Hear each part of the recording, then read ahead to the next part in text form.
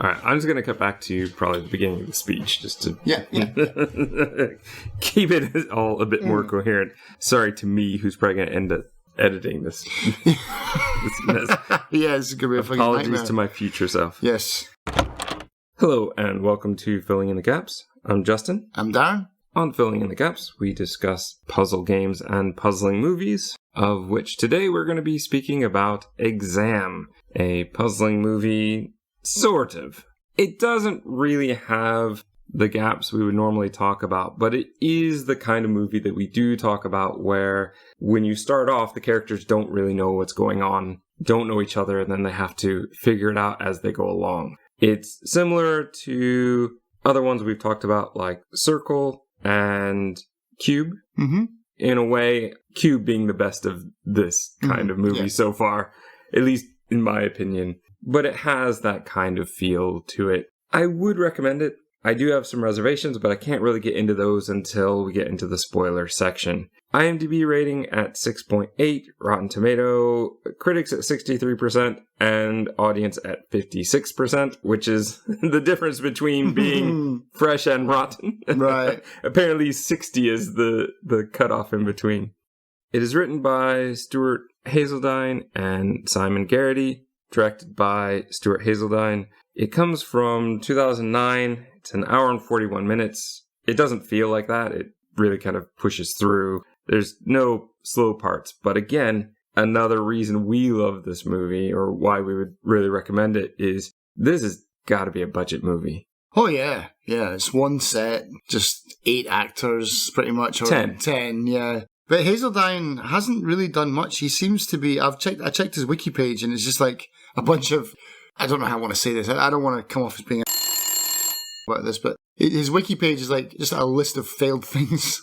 Uncredited, didn't get made, and what did get made got absolutely slated. He seems to be a bit... Who's that Christian kind of guy in the States? Kirk Cameron? Yeah. He seems to be a British Kirk Cameron. He made this, and then he made some religious kind of film, and it got destroyed by critics, and he just kind of vanished. I understand now what you're talking about. Okay, yeah. I didn't look at his wiki page. I looked at IMDb, and there's just not much there. Yeah. Because like you said, he's probably been uncredited on a lot of things. He did a draft rewrite of The Knowing that never got used. That's what I found. So, okay. That was the only thing that I recognised. But this is good. I mean, let me be clear on that. I like this film a lot. I'm glad you do. Gemma Chan is in this movie, who you'd recognize from Marvel's Eternals and Crazy Rich Asians, which I always get out of order unless I write it down and go Rich Crazy Asians for some reason. But yeah, you will recognize her, but I would not jump into this movie just because she's in it. You'll find out in the spoiler section as to why that is. Yeah. But what I did not realize when I was looking up her IMDb is she was actually in Doctor Who. One of her earliest things was Doctor Who. She was in The Water of Mars. Ah, okay, right. I was wondering where I seen her. I wondered that. I doubt that's what you remember her from, but it is possible. I wonder where I saw a lot of these characters from. I was like, I know that person. Can't place them. Blonde, I can't place her. I think there's only 2 other people you might recognize. The Invigilator, I know where I know him from. Okay. Resident Evil? That's one of them. He's also in Doctor Who. Oh, okay. See, that I didn't... He's Dr. Moon in one of the episodes. Oh, okay. I definitely remember him from the first Resident Evil. Yeah. And the other one is Luke Mabley, who plays White in this. Yeah. I didn't recognize him, to be honest. What was he from? Did you? There's just a bunch of things that he's been in that might enter your wheelhouse. But overall, yeah. Fairly unknown cast. Most of these people you won't know or definitely don't hit our wheelhouse. I mean, there's whatever his name is, Mr. Deaf, who's obviously looks like a French J.J. Abrams. All right, look, I'm going to cut you off there because we need to get into the spoiler section. I recommend it. I think it's definitely worth watching, especially if you like those other kinds of movies we talked about, Circle and Cube. It's great to watch as an indie film. It's great to see how they made it look good, but probably on a decently low budget. It's worth checking out. I'm not going to say I love it. I have some huge problems with it, but overall, I would definitely recommend it. And you would as well. Yep. I like the way how it runs almost in real time as well. They're like, we've got 80 minutes left, and you look at the clock and you're like, there's about 8 minutes left of this film. Which is great. And also, to me, when they did that, I went, well, they knew what they were doing when they set that up. Yeah. With that, though, let's go ahead and send you off to check it out. Or if you've already seen it, you can join us in the spoiler section. Here it is. We're going to start with just a blank black screen. We're going to cut to a faucet, a man washing his face. He puts one of those fabric stitches near his eyebrow. He's wearing glasses. I'm not sure why he has that cut. That never seems to be explained. No, that's the only gaps that we're going to fill in. It's like, what's going on with that? Because there's that, then there's a drop of blood on one of the guy's sleeves. It's like, okay, what I got from this is like, this isn't your first time doing this. The last run got a bit crazy. That could be. And you got injured. I would take that as a gap fill. That would work for me. Yeah. This whole introduction is great because you get a sense of your characters before you're ever introduced to them. This is also, honestly, a cheap way to fill a couple minutes. It's real close-ups. There's no dialogue happening. Yep. And yet you feel like you're seeing something. You feel like you're getting teased into what's going on and who these people are. And like you said, there's some interesting stuff. You've got, well, in the credits, known as Chinese Girl, Gemma Chan, who's, I think, getting her makeup ready, taking a deep breath. We see a woman cleaning glasses and putting them on. I think after each cut, we get a number with the actor's name as well, which is a great way to do that. Again, fills time. Mm-hmm. But doesn't feel like a waste. And also with the numbers, it feels like an exam. Yeah. They did a great job with that, choosing the font and the way that it works. Mm-hmm. You see a woman in the mirror coaching herself. You can do this. There's a man taking a blue pill and he seems pumped up after he takes it, which actually does get explained later. Mm-hmm. He's straightening his tie. Another man takes a pill and flips a coin. The blonde woman puts up her hair and puts a Band-Aid on her heel, which comes into play later. Mm-hmm. So the stuff that they do here, it's not wasted. Right. Otherwise, if you wanted to prove she had a Band-Aid on her heel, you would have had to have shown it in some weird way throughout the film. This is a great way to give us that without... Yeah, it's like, why did she have that all of a sudden? And it's not like it's really that important, but it's a little touch that makes everything seem a bit more real. And the continuity works even a bit better. Whereas a lot of movies, they would make sure to cut to that. And you go, why am I looking at that Band-Aid on her heel? That's going to be important. Whereas here, you don't know what's important. You don't even know what's going on yet. This is a great way to sneak some of those things in. Oh, that guy's tie is very important. Yeah, exactly. We have, as you said, the man washing blood out of his shirt sleeve, and he holds a cross, which makes me think that it could be... As you said, it's not the first time, but I think this might be from one of the earlier challenges. Okay. Remember that they say in the speech, you've been through many hurdles, you've been through many steps along the way. Yeah. So not necessarily perhaps like this exam has happened before for this group, though the one guy obviously it could. But for everybody else, I think they're coming in for the first time, but they may have just had a few minutes between the last challenge and this one. Mm-hmm. And that's where the blood maybe came from. It could also be, I mean, we know this later, we're in the spoiler section now, he is a carrier for the disease. So if he had a nosebleed, as we saw, then it could be from that. Though I think he said he hadn't seen that before, and that seemed weird, and that kind of freaked him out. So I'm not sure that really works. Mm-hmm. So no idea. Really no idea. Yeah, but we do get to see the kind of thighs of that woman that have been cut up as well, and so like she's got a bunch of paper cuts on her leg. That's later though. We don't get it in this opening, do we? Yeah, I think you get to see it at the beginning. It's honestly like a flash. Okay, if you do, I missed that one this time around. We're also going to see the Invigilator. What a name! The Invigilator. Yeah, make a TV show out of him. We're going to see him getting a few things ready as well. The movie begins with the title card that says, soon. I like that.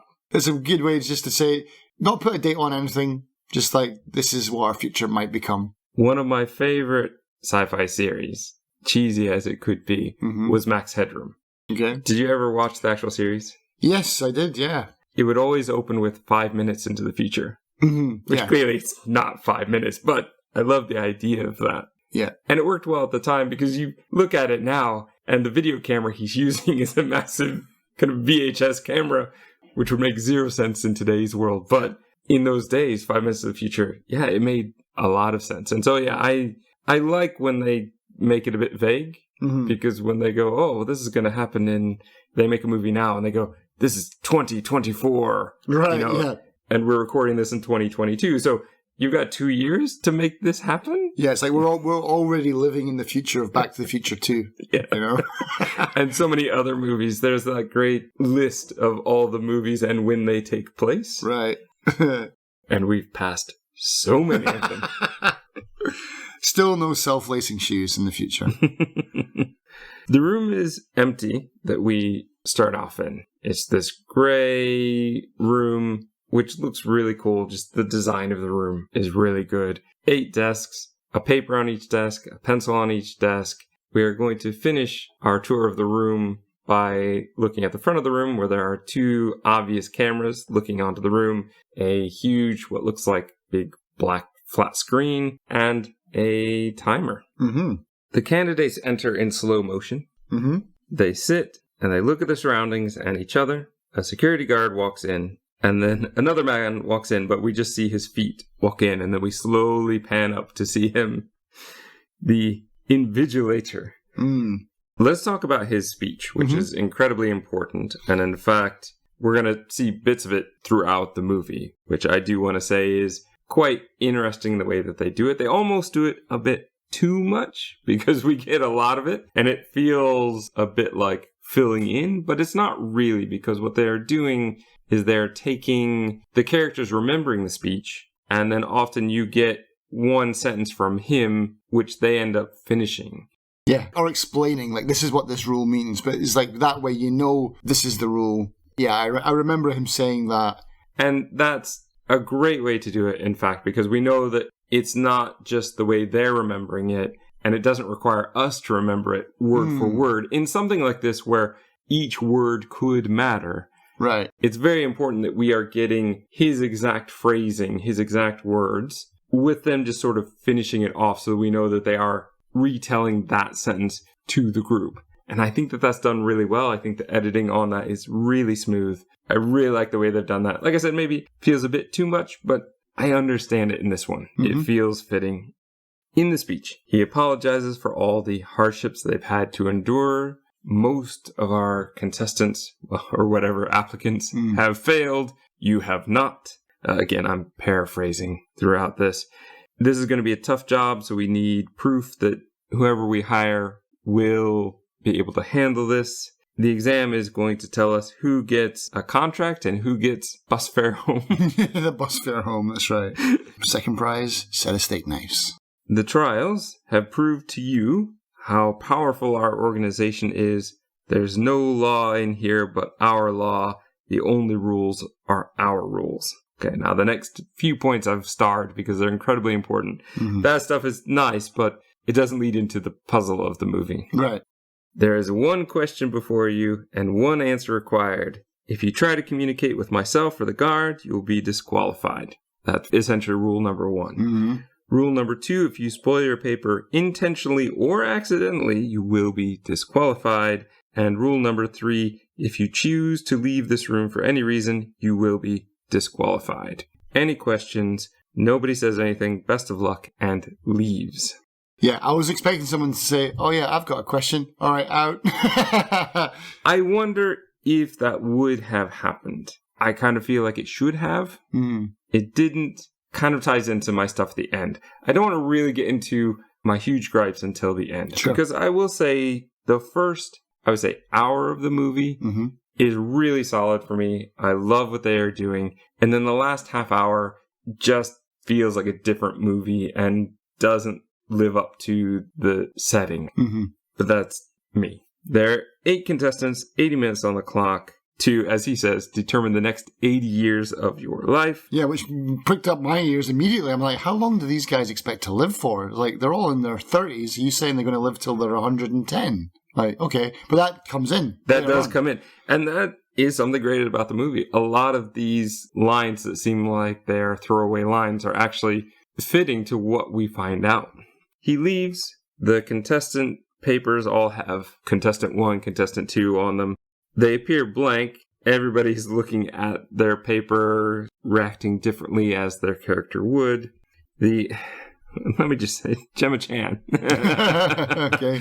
I did so annoyed referring to her as Chinese girl. Chinese girl, yeah. Especially when they all have numbers. So they could have done the numbers. And they even say that in the movie. I think they should have gone with that. But yeah, we'll get to that when we get to that part. Yeah. She basically starts writing an essay. Yeah, she's trying to write why she feels she's earned this position. There's a tear in her eye because she doesn't know what's going on. She wants to try something and is immediately ejected. Yeah. And she says something at the door. I didn't really catch what she was saying.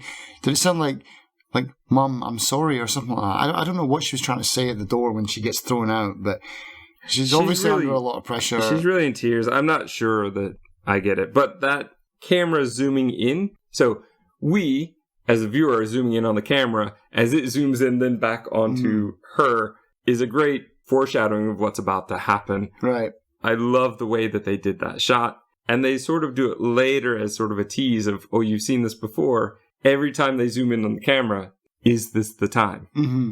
And it's also, I think, a sort of focus. We don't have a quote-unquote enemy because they're behind glass. Right. In a way that we can't see. So having that camera is a great way to interact and sort of see what the contestants would be interacting with. Because it's that and the guard, but the guard is purposely like a Buckingham Palace guard has to stand there completely emotionless and do nothing. Yeah. Unless warranted in the case of ejecting someone. Mm-hmm. Or being used like a puppet. But he doesn't do anything. He just allows it to happen. Yeah. Luke Mabley, who is probably the other actor you might recognize from some other things he's done, known as White in the movie. Mm-hmm. He says, well, they said we can't talk to them, but didn't say, and then Brown jumps in and says that we can't talk to each other. Yeah. And then I think it's at this point that White's like, well, I think I could even get up. And he gets up and walks around. He's like, well, I guess we don't have to sit in our seat. Let's work together to figure this out. Mm-hmm. In discussion, they realize they don't know the questions, and that's the big thing here. Dark, played by Adar Beck, she says they have been put purposefully in a stressful situation. Brown says it is to bring out the worst in them. Black suggests that it is to bring out the best. And this becomes a huge theme sort of between the two factions. One side believes that they are in a survival is the best, like survival of the fittest. Mm-hmm. And then the other group feels that they should actually be working together and possibly they could all get a position. Yeah. Yeah, because it's not like they never said, because they really analyze the rules a lot and they're like, well, they didn't say this. It's not about what they said, it's what they don't say. And so, well, they didn't say that we all can get a job, but then they just invent it. It's like, oh, it's for an assistant position and it only needs one assistant. So, yeah, they draw their own conclusions and that leads to problems. Yeah. Yeah, but that's pretty much the movie and what it is. It's a conversation piece for the most part, and that's what I like more. Mm-hmm. White, again, suggests teamwork until the question is known, and then each man for themselves. Sorry ladies. Yeah. He's so bad, but the actor is so great at portraying it. Yeah.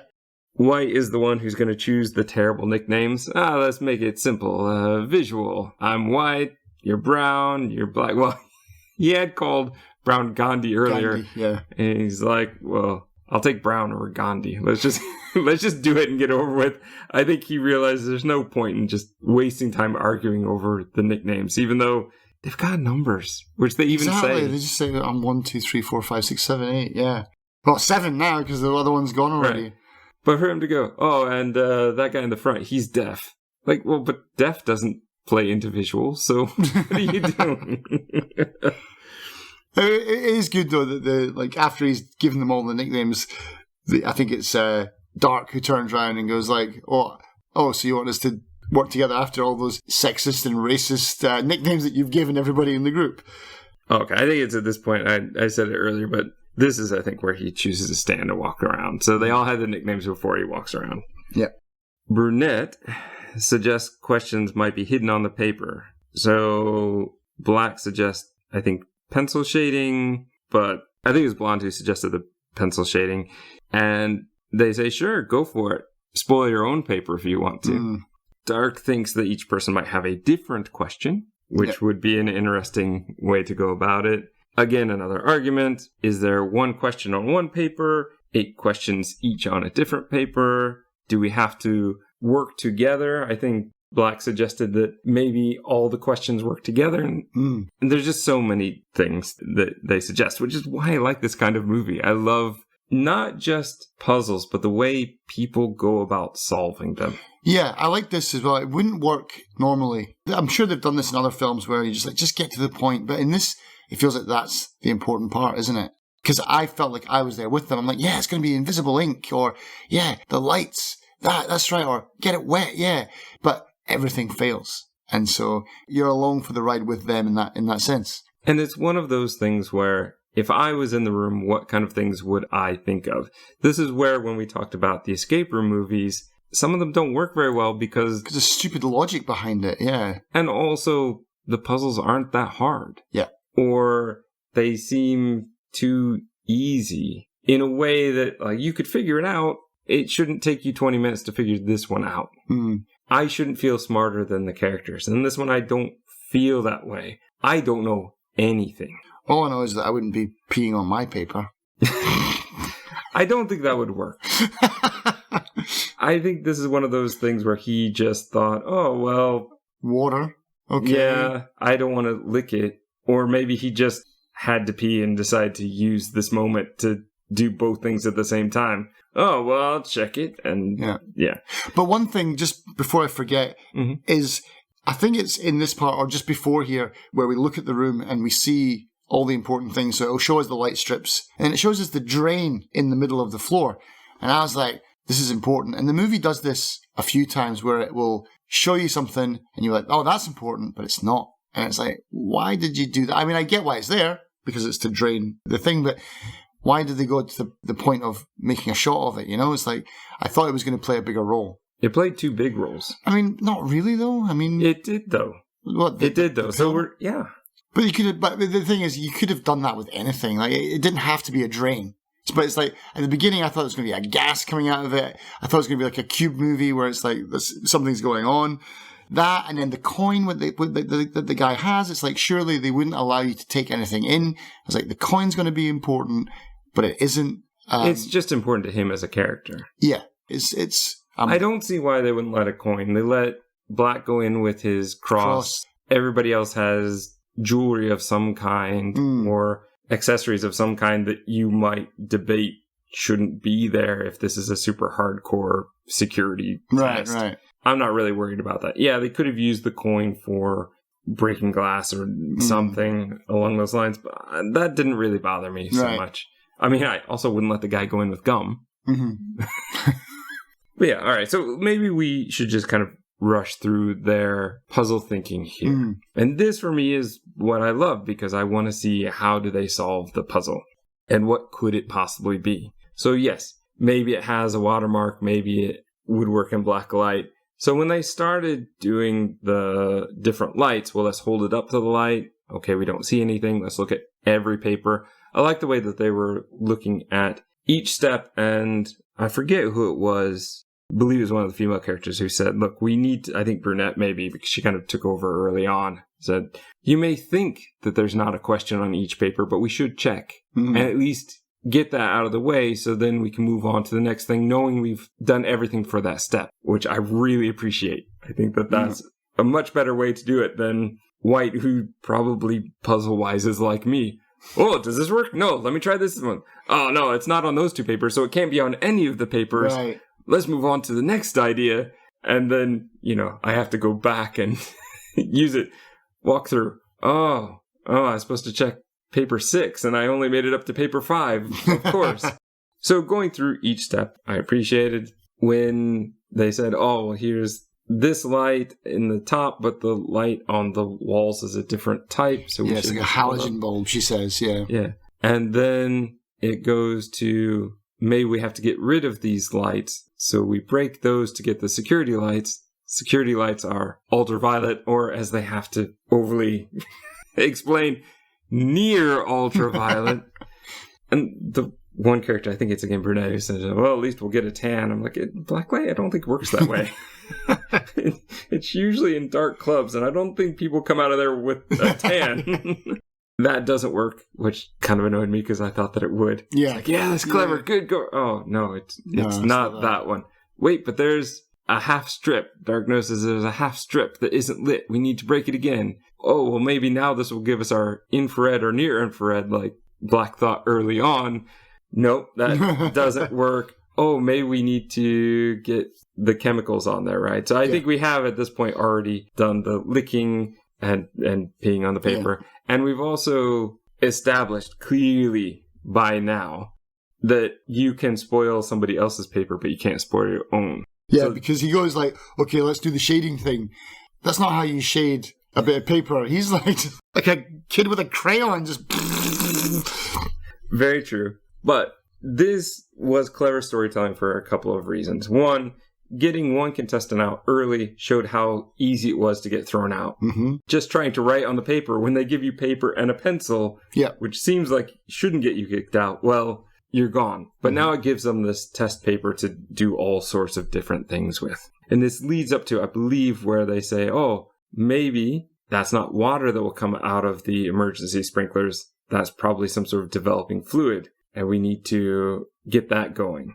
Brunette checks the guard, all his pockets, finds the lighter, and puts that together. And again, I'm going, that's clever thinking. Right. I really like that. But she can't quite reach it. And White, as we probably all suspected he was going to do, does something shady. We all see what happens. He takes Brunette's paper, folds it up, gives it to her, making it look as though he gave her a bit of the original loser's paper, right? Yeah.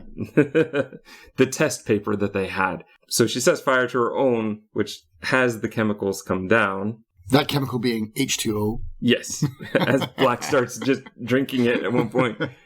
But of course she gets kicked out. I'm not sure how I feel about this part though. Puzzle-wise. Mm-hmm. Because they say, oh, well, it's photographic paper. It doesn't have to have the multiple chemicals because it's not color, it's just black and white. So we really just need to have one chemical that'll help the letters come out. Mm-hmm. This whole room is like a dark room. No, it isn't. Yeah.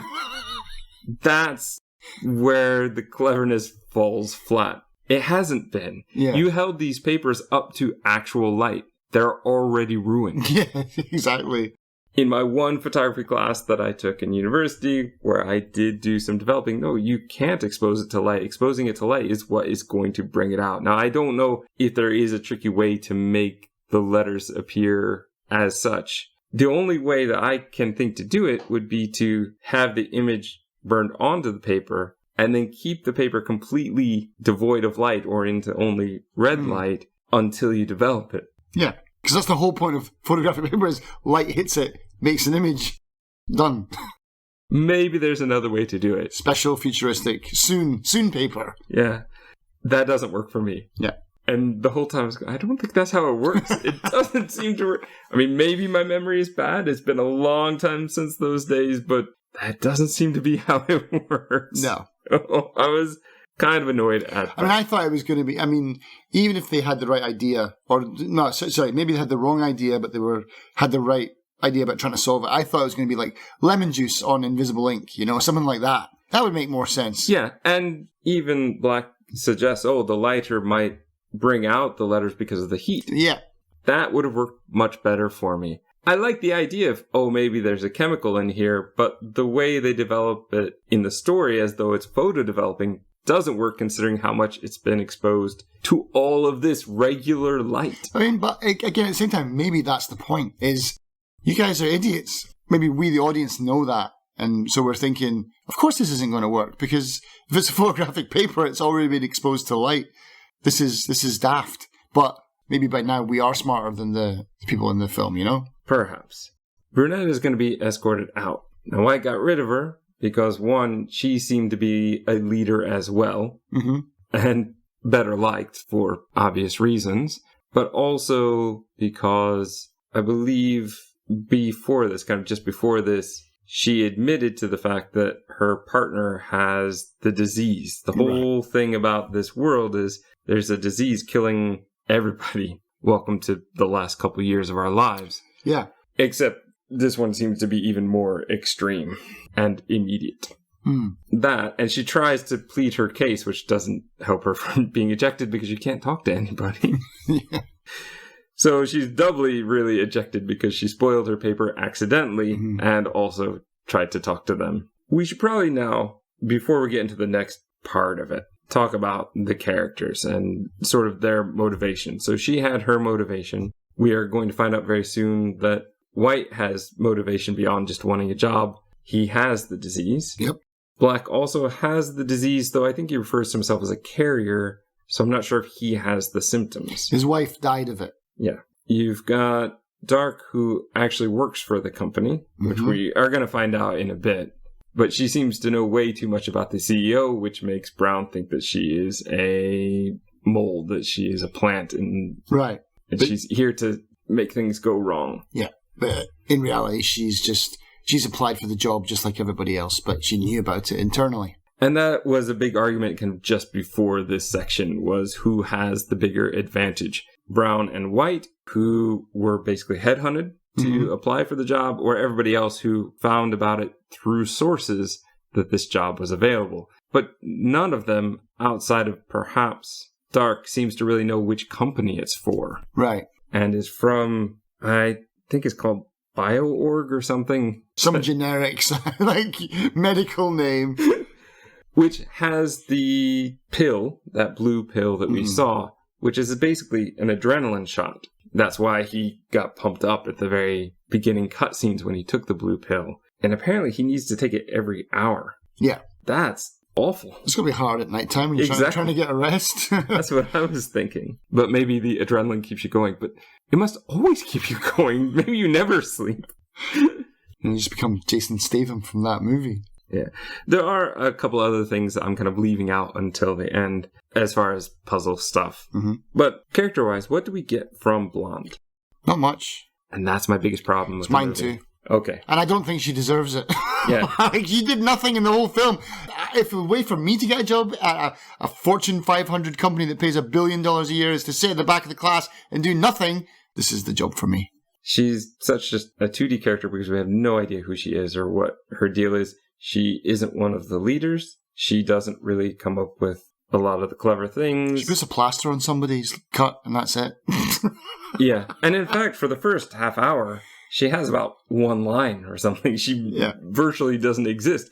I feel like the first contestant who gets kicked out has much more power in this movie than she does because she at least had emotion.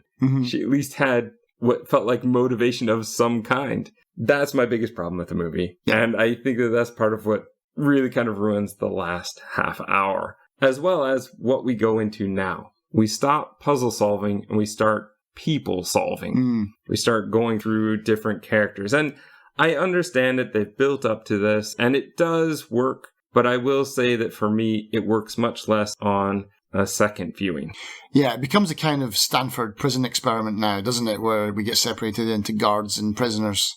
And White thinks that that is the question. The only question is who survives, I think. Like, he doesn't specifically say that, but it does feel like that's what he's inferring. Yeah, he's like, I know the question. The question is, there is no question. And we've just got to make it through to the end, like the last man standing. Right. Which, again, I like that Black has the alternate viewpoint of, well, maybe we could all get the job. They never said that we couldn't. We could all work together. And even still, I wonder if that's the case. Yeah. We will sadly never know. But I do wonder if it is possible. If they'd all just sat there, maybe they all could have gotten this. It would have been a boring movie. just 8 people sitting in a room. For 80 minutes. 80 minutes. At the end, they know the answer. And at the end, I'm 80 years older. Now, let's get into the last half hour. So we have White getting basically beat up and tied to the chair. Black, who's seemed to be very Christian until now and trying to be pro, let's all be nice to each other, is the one tying him to the chair. Yeah. And the other characters use that against him. Aren't you wearing a cross? This doesn't seem to fit. But I think he's rationalized it out in his head, and he says as much. Mm-hmm. You then get to Dark being basically tied down and tortured with a piece of paper, which is pretty awful. Yeah. And doesn't really go anywhere. Mm-hmm. Outside of the fact that we find out she works in HR, which Brown had already accused her of earlier. I do like, though, that it is threatening. It is very threatening. When he cuts her leg, I didn't really think that much of it. It's bad, but when he goes to cut her eye, that was creepy. And when he said, okay, no, she's telling the truth. Because I know I've done this in the war. yeah, because he's ex-military or something like that, isn't he? We find out that he did the sneaky thing of stealing White's pill, putting it in gum, and hiding it under the table, which is what led Brown to focusing on her at that point. And also, I think just the fact that White says, I felt you take the pill. Good move. Like, I respect that. I kind of like that dynamic between White and Brown, that they have that respect for each other, though they really want to take each other down. Mm-hmm.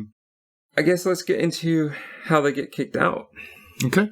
The deaf man is let out because White approaches him and encourages him basically to rip up his paper. And he rips up the paper, and then White also gets him to eat it, which seems completely unnecessary. Ripping it seemed like that would be enough to get him kicked out, and should have been enough. Yeah.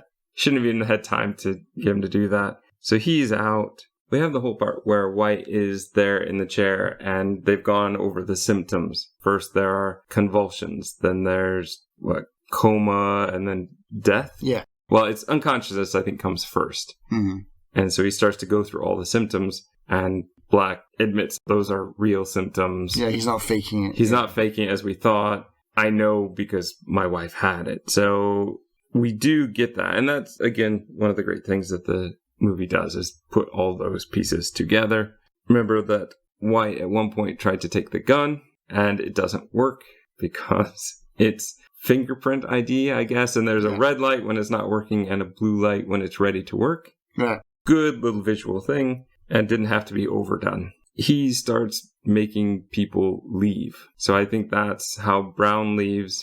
His line is great when he leaves. He's like, this company deserves you.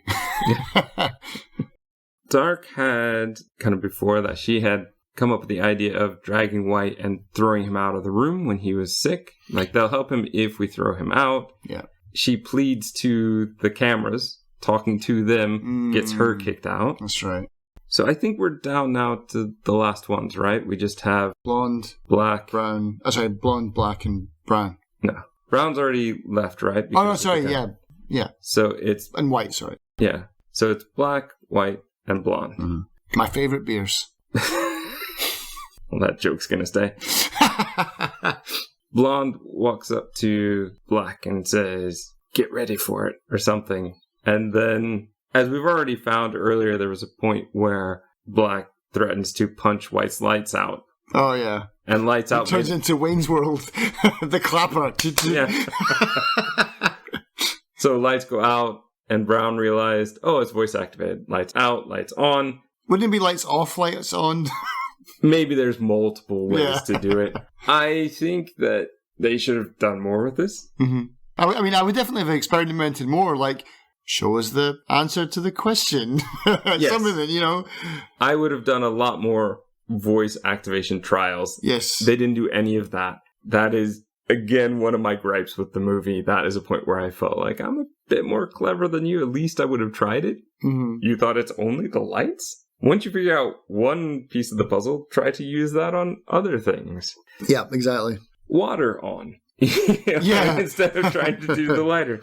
All right, but we've got our 3. It's going to lead to the action scene of the movie, where it gets a bit iffy here about the rules here. Because she's going to say lights out. She's going to leave her toe in the room. It's like, that part really was so funny. It was like, isn't that something like, I don't have any brothers or sisters, but that would be something that your brother would do. Like, get out of my room. He's like, I'm still technically in your room. Like, yes, that's exactly what that would be like. It's ridiculous. But I mean, it follows the rules. Fair enough. I'm okay with it. I'm fine. Technically, how much of you has to leave the room before you've left the room? Yeah, obviously. Well, 1% can still be in the room. Yeah. So. She's also in just a really awkward position the way she's standing at. Like, I don't think your legs would bend that way. Like, her back is flat against the wall and her toe is doing a 180 behind her into the room. It feels like that. Maybe it's not, but it feels like that. Yeah. You've got the struggle for the gun, a fight with a pencil, a bit of John Wick going on here. And it's going to end with Black getting shot. Yes. Shot through the heart. Not through the heart, just sort of in the shoulder. So he's out. Yep. Technically out. At least consciously out. Yeah. We're going to hit the 0 mark. And White says, okay, great. I've won. And he walks up and he talks to the people. Hey, I've won. What more do you want from me? What more do you want? I want you to win by not knowing this secret rule. Like, that's dumb, man. I hated this bit. I want you to be ejected because basically he is about to be escorted out. The security guard shows that he's still got like 30 seconds on the clock. Yeah. White goes to shoot himself, which is powerful, but it's also not powerful because, hello, idiot, it doesn't work without the fingerprint. Yeah. You know that already. You're the one who figured that out. Powerful, but dumb. Yeah. But maybe that's fitting for him. Mm-hmm. Powerful, but dumb. He's ejected out, which just leaves Blonde. Now, she does something somewhat clever. Deaf before had said, oh, I can see myself here. There was all sorts of things he was saying that was translated through dark. And so she takes the glasses he was wearing and a piece of glass. And I don't think this would necessarily work because they should both be curved in some way. Yeah. Maybe that other glass is. Depends on which glass it is. I don't think so. I just don't think so. But anyway, she's trying to use the two pieces as a magnifying glass. And I'm okay with that. Mm-hmm. Even if it doesn't really make sense physics-wise, it's a clever movie trick. And I would give them that if it worked. Why not? But it didn't. It just showed a number 1. Yeah. Question 1. Blank. Yeah. Great. Thanks. So here comes what I think is the worst part of the movie. Because we have one question before us. And the one question is, ooh, let's be clever. The one question was, do you have any questions? She just walks up to the guy and says, no. I could have guessed no. I could have said no to anything. That's such a terrible question. I mean, if someone right at the start of the, if the invigilator had gone, so does anyone have any questions? And I put my hand up and went, no, you've got the job. Yeah. Would that be, or do you have to wait 80 minutes to say no? Yeah. It's just a dumb question. Yes. It's movie clever, but doesn't feel clever. Yeah. I remember seeing this for the first time thinking, oh, it's going to be one of these puzzles that was going around at the time where it was like, do you remember this thing where they would have a test and there'd be like 100 questions on the test? Like, question 1, write your name at the top of the page. Question 1 would be, read everything before you answer any questions. And then it would be like, question 2 would be like, write your name at the top, ignore everything else. Or that'd be the last question. Yeah. The last question is like, don't write anything. Don't write anything. Paper. Yeah. Or write your name at the top and then hand it in. I thought it was going to be like that, but that would maybe have been better. Like, this was so dumb. Like, no. Yeah.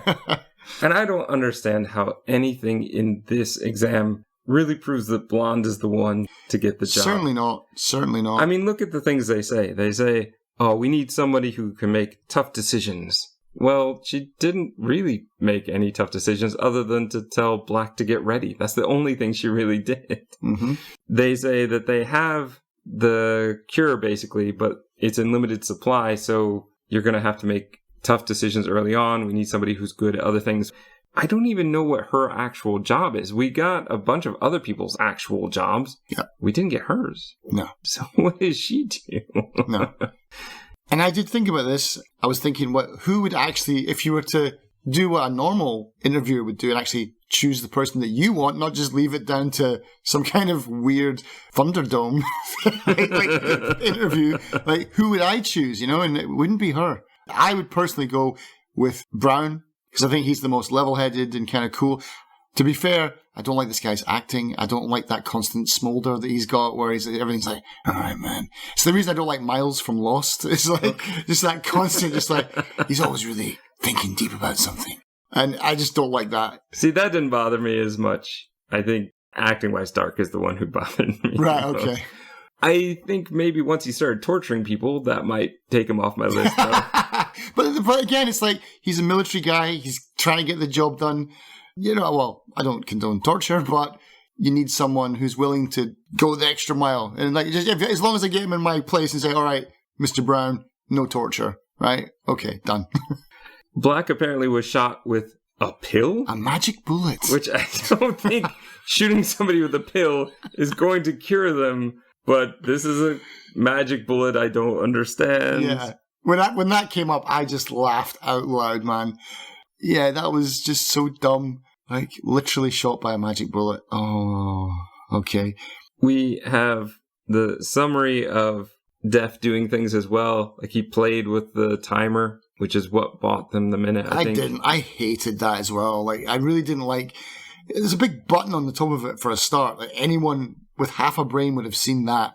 Still, though, I would have thought the time was up. I didn't see anybody mess with it. I wouldn't have thought anybody messed with it. Yeah, and it's so unfair. It's like, oh, we really pranked you on that one, bro. Well, but the rules don't say you can't touch the clock. Yeah, but I mean, it's like, it's there for the film. Yeah, that's all it is. It is a movie clever way to not let white win. It's a Deus Ex Machina of just like a way for the movie just to do something that they didn't have a clever way of doing in the first place, I think. I just didn't like that. I'm fine with that one. I especially like it if he did it on purpose. I don't know that he did, because Def seemed to be unaware of exactly what was going on. Even though he's in charge, yeah, he's unaware of exactly what's going on. He's just playing around with stuff. I don't mind. I don't mind that one. I feel it's movie clever enough that I will give them that one. It's not a puzzle. It was, again, character. But this whole half hour of the rest of the stuff that's happening with Blonde here doesn't work for me. And the worst thing, what's her answer? No. But wait, I do have a lot of questions. So, you just lied. You also got the one question you were asked incorrect. I have a lot of questions. Yeah. No, I don't have any questions. Oh, but now that I'm going to get the job, I have a lot of questions. Wait, no, it can't work both ways. So, you got it wrong. Exam 2, let's get 8 more people. Yeah, exactly. And that's a shame, because that first hour when they're solving puzzles, I really enjoyed it. And then when it became about, let's torch each other, let's fight each other, a lot of the characters just weren't strong enough. Some of the performances weren't quite strong enough to really make that work, to make it interesting. I think it's okay on a first watch. Mm-hmm. But it doesn't really hold up to a second or third watch. Well, I mean, I watched this when it first came out because I forgot a lot of it. I thought this was more of a cube film where people got killed, but my recollection is obviously way off. I mean, I watched it when it first came out. And so watching it again, 12 years later or something like that, 14 years later, yeah, it was okay. But even again, this time, watching it to do this podcast, taking notes and paying attention, it's like, that's dumb. That doesn't work. And it's a shame, because like I said, I think the setup for it is fantastic. The setting of this room looks great. It has a lot of functionality to everything that's in here. Even just the characters, what they have, what they're doing. The Band-Aid, the gum ties for tying people down. Just so many little things are there. The coin maybe should have been used for something. But outside of that, you've got a lot that's really self-contained. Tight, yeah. Yeah, and it fits together well. And then it just feels like it becomes a different movie, and one that I'm not as interested in, with an ending and a question that just doesn't fit the overall, what I feel the company is looking for. But what I really appreciated about this film, by the end of it, was that it wasn't some big, sinister, bad guy corporation. They're actually the good guys. And it's a kind of happy ending where no one died, and I was completely okay with everything. Like, even the magic bullet. Even the magic bullet, I forgave it, even though it was really, really dumb. But it's like, it's a nice, happy ending that kind of went against everything that I've been taught about these kind of movies in the past. And yeah, it was just a good ending that went counter to everything I'd been taught before. I appreciate that. It stops us from having an Exam 2 like Escape Room 2, where we have to go further into the situation with all of these. It's like, well, let's get to the top and stop them. Yeah. Well, you don't want to stop them because they have the cure. Yeah, or like Maze Runner, where it just keeps going and going and going. That's pretty much, I feel, all of those kind of scenarios where they have multiple in the series and it just goes deeper. The Purge as well just went way too far. But yeah, I like that. Nice, simple. I can see that standpoint. But I will say that overall, the ending kind of ruins it for me. Mm-hmm. Gaps filled, the more gaps created. Edit out that last bit. But yeah, just up until the last point where I said it was a good ending.